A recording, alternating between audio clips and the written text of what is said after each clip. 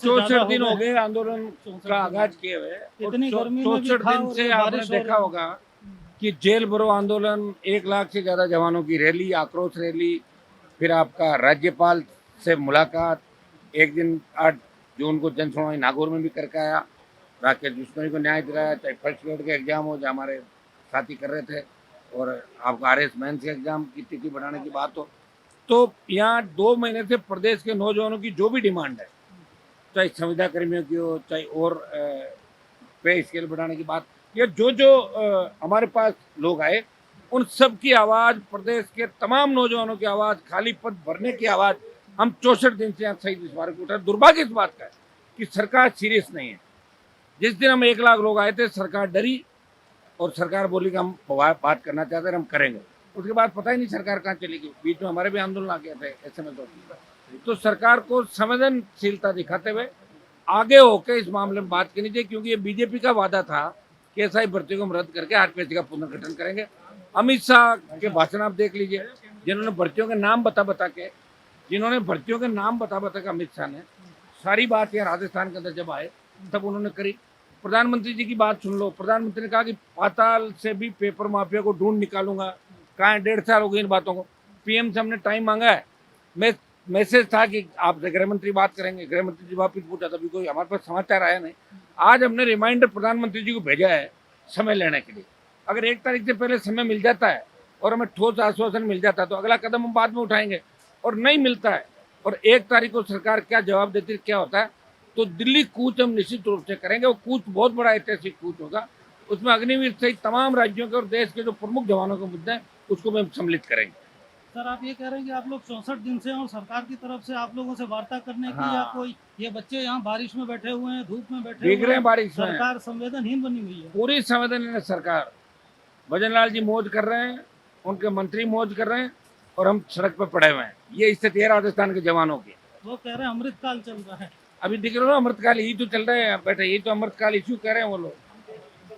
और सर, ये लगातार आप बैठे हुए लोग कह रहे हैं कि बेंगाल के पास और कोई काम नहीं है, लगातार 2 महीने से यही बैठे हैं, और भी सांसद के काम है। लोगों के सांसद के तो काम, अब पार्लियामेंट चलेगी जब, वो तो मैं करूंगा ही। काम तो मैं ही कर रहा हूँ। आपको दूसरा MP घूमता हुआ दिखता है कि राजस्थान का? सांसदों को तो लोकसभा में खड़े होकर ज्यादातर को तो बोलना ही मैंने ही सिखाया। मैं गया जब उनको पता लगा कि सांसद बोल भी सकता है, पहले खाना खाते थे और सो जाते थे पार्लियामेंट के अंदर जाके। सांसदों की भी इज्जत बढ़ाई, राजस्थान की भी बढ़ाई, जवानों की बढ़ाई, कौम की बढ़ाई और सबकी बढ़ाई में। सर, ये उदयपुर के जो 2 मामले हुए, एक रवि शर्मा जी वाला, उसकी क्या अभी रवि स्थिति शर्मा है? वाले में लगातार मैं कांटेक्ट में हूँ, और मैं कोशिश कर रहा हूँ कि उनकी परिजनों की जितनी भी मांगे वो 100% सरकार माने। मतलब सरकार झुक जाएगी उस पर। 1 सप्ताह से ज्यादा हो गया उनका। लड़ेंगे, शव जो है लड़ेंगे वो तो ही ऐसे कुछ पड़ा मिलेगा, हुआ है। बिना लड़े कुछ नहीं मिलेगा। भजनलाल सरकार के अंदर है, और ये जो लड़ेगा उसको मिलेगा, और जो मैदान छोड़ गया उसको बिल्कुल कुछ नहीं मिलेगा। ये सरकार ने वो तय कर लिया कि अब जो लड़ेगा उसी को हम देंगे। और कल ये जो फ्रांस वाली घटना हुई है, फ्रांस की युवती के साथ में, इस पर भी आपने ट्वीट किया था। ये जो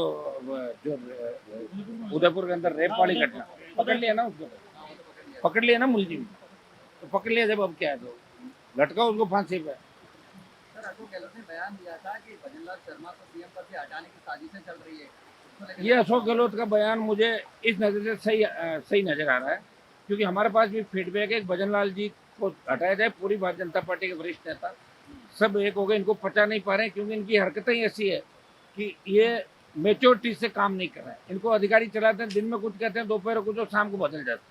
अपनी बात से 3 बार बदलने वाले मुख्यमंत्री हमने देखे हैं, 2 बार बदलने वाले देखे हैं, लेकिन ये तो सबके गुरु हैं। ये 3 बार बदलते हैं बात। सुबह नाश्ते पे कुछ कहेंगे, लंच पे कुछ कहेंगे, डिनर पे बदल देंगे बात को। मदन राठौड़ की कितनी बेइज्जती कराई बताओ मुझे। RS का एग्जाम आगे बढ़ा, मदन जी ने तो फोन नंबर ही बंद कर दिया। वो तो आ ही नहीं रहे, न मीडिया के सामने रहे कि बात मत करो, बात मत करो।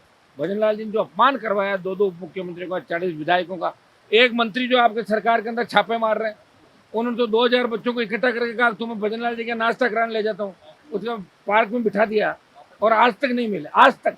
इतना बड़ा धोखा यार, कैसे दे सकते हो आप लोग, बताओ मुझे। आखिर आपको ऐसी कौन सी पड़ गई? आगे फोन पे बात तो कर लेते, ये कहते थे भाई मेरे बस की बात नहीं, भजनलाल मुझे मिलने का टाइम नहीं दे रहे। फिर डींगे आंकड़े से क्या फायदा है? मोदी से मिले, अमित शाह को मिले, नड्डा जी को दे दिया यार, काय का दे दिया, सबको जानता हूँ, दिल्ली में ऐसे ही डोलते रहता। सर, आज एक बिल्कुल विवाद हो रहा है जिसमें 2 अभ्यर्थी एग्जाम देने के लिए गए थे, जिसको सीएम के काबिले के 2 मिनट लेट वाले में उनको एंट्री नहीं दी गई। वो काफी हो रहे थे कि हमारे सालों की मेहनत। तो इतना बड़ा दुर्भाग्य राजस्थान में, अगर मुख्यमंत्री काफिले की वजह से लेट हुए तुरंत उनको आधा घंटा एक्स्ट्रा देना चाहिए था। ये होती संवेदनशीलता। ये संवेदनहीन है। भजन लाल जी को कुछ नहीं करना, ये अपने और अपने परिवार के इतना कुछ कर देंगे कि इनकी 7 पीढ़ी बैठे बैठे खाएगी, यही करेंगे, इसके अलावा कुछ भी नहीं करेंगे और ये जल्दी हट जाएंगे राजस्थान में।